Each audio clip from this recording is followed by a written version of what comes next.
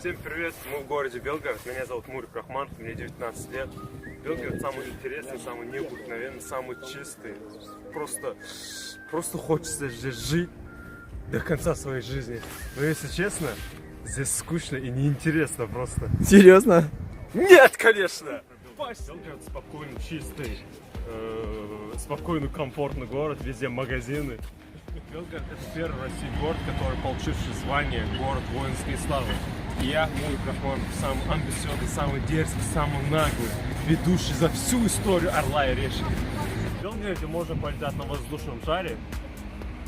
И в Белгороде очень много парков. Самое крутое, самое хорошее — это парк пикник. Там можешь отдохнуть классно и с друзьями поразвлечься. Там очень много развлечений. В Белгороде очень много и музеев. В Белгороде очень много вот таких статуэток. Но, если честно,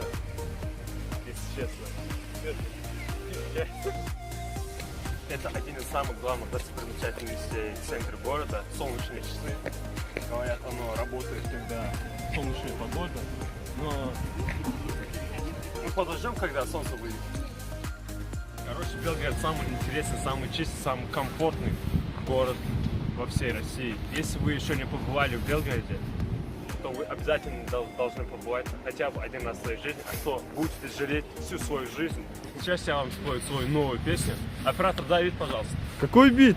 Моя новая песня. А ты умеешь петь, что ли? Вообще-то мне сказали, что хуже меня только фейс. Это означает, что я круче фейса. Сейчас. Я без бита могу даже.